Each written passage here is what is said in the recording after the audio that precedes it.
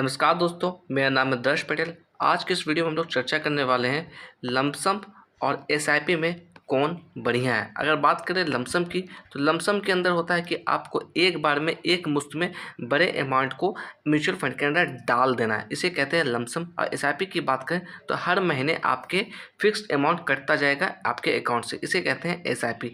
तो simple language में समझने की कोशिश करेंगे कौन सा बेटर होता है, लमसम बढ़िया होता है या फिर एसआईपी बढ़िया होता है। मान लीजिए हम लोग लमसम कर रहे हैं 9 लाख रुपए का, ठीक है, हम लोग 9 लाख रुपए का लमसम कर रहे हैं। तो यहाँ पे देखिएगा हमने लमसम अमाउंट डाल दिया 9 लाख का, और टाइम पीरियड देखा जाए 15 साल के लिए, यानी कि एक बार मुझे 9 लाख रुपए डाल देना है, अब 15 साल के लिए छोड़ देना है। अब 12% का एक्सपेक्टेड रेट ऑफ रिटर्न्स मैंने ले रखा है। इसे कैलकुलेट करते हैं तो इसकी जो वैल्यू निकलती है देखिएगा तकरीबन 49,26,209 रुपये के आसपास आ रही है। अब यहाँ पर हम लोग बात करें, इसी पैसे को हम लोग एसआईपी करेंगे, यानी कि हमारे पास अभी भी जो पैसा है वो 9 लाख ही है, बस 9 लाख को हम लोग लमसम ना करके हम लोग इसे एसआईपी करेंगे, टुकड़े टुकड़े में एसआईपी करेंगे। तो यहाँ पर हम लोग एसआईपी की मदद से समझने की कोशिश करेंगे इसे।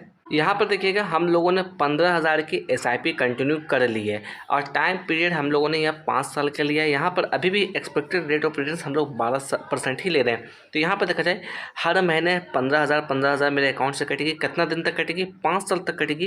तो इसकी जो वैल्यू हो जाएगी 9 लाख की हो जाएगी। तो देखा जाए यहाँ पर 9 लाख का मेरा जो पोर्टफोलियो था, यानी कि 9 लाख का जो इन्वेस्टमेंट अमाउंट था, वो यहाँ पर मेरी बराबर हो गई। बट अभी देखा जाए टाइम पीरियड मैंने यहाँ पर 5 साल ही दिया है। इसके पहले जब हम लोग लमसम कर रहे थे, वहाँ पर 9 लाख के अमाउंट के साथ हम लोग 15 साल का टाइम पीरियड ले रहे थे। अब इसे हम लोग यहाँ पर थोड़ा सा समझने की कोशिश करेंगे। अगर यहाँ पर हम लोग एसआईपी करते हैं 15,000 के हिसाब से 5 साल के लिए, अब 12% रेट ऑफ रिटर्न से, तो इन्वेस्टमेंट अमाउंट तो हमारी 9 लाख रुपया हो गई है, जिसकी वैल्यू बनती है 12,37,295 रुपया। अब इस पैसे को हम लोगों को उठाकर लमसम कर देना है। तो यहाँ पर देखिएगा अगर हम लोग इस पैसे को लमसम करते हैं, तकरीबन जो वैल्यू हमारी आ रही थी 12,37,295 रुपया, इस पैसे को हम लोग यहाँ पर लमसम करते हैं। कितने साल के लिए? 10 साल के लिए करना। यहाँ पर एक्सपेक्टेड रेट ऑफ रिटर्न अभी भी हम लोग 12% रखेंगे। तो देखा जाए इसे कैलकुलेट करने पे इसकी जो वैल्यू निकलती है तकरीबन 38,42,000 रुपया आती है। यहाँ पर देखा जाए 38,42,850 रुपया, और हम लोग जो 9 लाख का लमसम कर रहे थे उसकी वैल्यू आ रही थी तकरीबन 49,26,000 के आसपास।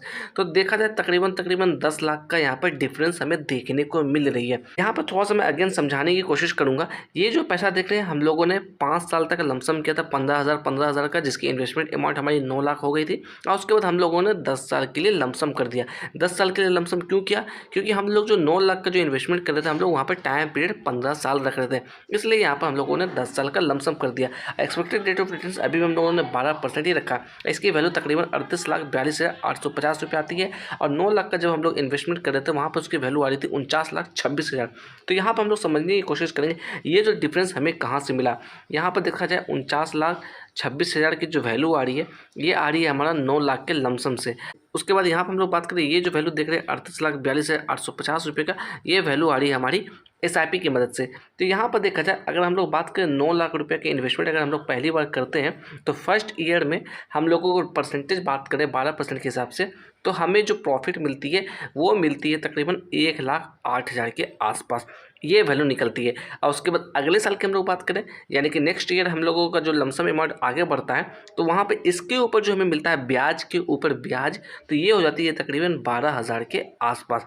अब यहाँ पर बात करें, हम लोग यहाँ पर 15,000 की एसआईपी जो कर रहे हैं कंटिन्यू, तो एक साल के अंदर हमारी जो एसआईपी की अमाउंट हो रही है वो हो रही है तकरीबन 1,80,000 रुपया, और इसके ऊपर जो हमें ब्याज मिलता है वो उसकी वैल्यू निकलती है तकरीबन 21,600 रुपया।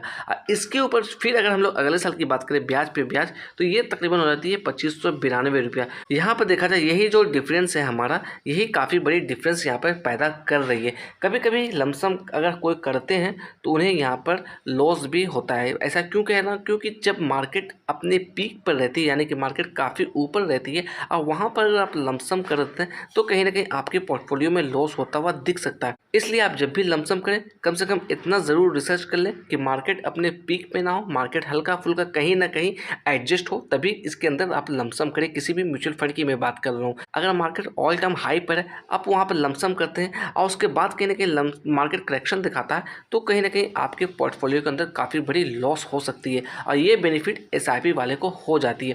तो ये दोनों मेजर डिफरेंस है लमसम और एसआईपी के अंदर। इसलिए आप थोड़ा सोच समझ के काम करिएगा। लमसम अगर आप करना चाह रहे हैं